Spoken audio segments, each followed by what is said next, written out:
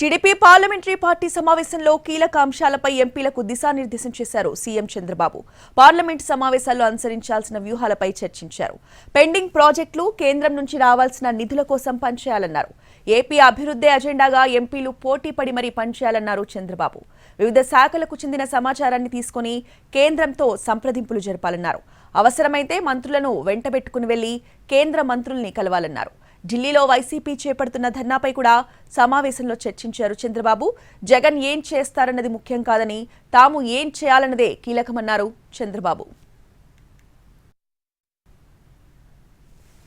మేము కానీ అక్కడ ఢిల్లీలో ఉన్నప్పుడు వాటిని ఎక్కడ ఏ ఫైల్కి ఆ ఫైల్ మూవ్ చేస్తేనే, ప్రతి ఆఫీస్లో మూవ్ చేస్తేనే ఇప్పుడు ఇవన్నీ కూడా పూర్తయి మంచిగా ఎన్డీఏలో ఉన్నప్పుడు మనం దాన్ని అవకాశంగా తీసుకుని ఫండ్స్ తీసుకొచ్చేదానికి, రాష్ట్రానికి తీసుకొచ్చేదానికి అన్ని విధాలుగా అవకాశాలను మనం సద్వినియోగం చేసుకోవాలనే ఉద్దేశం.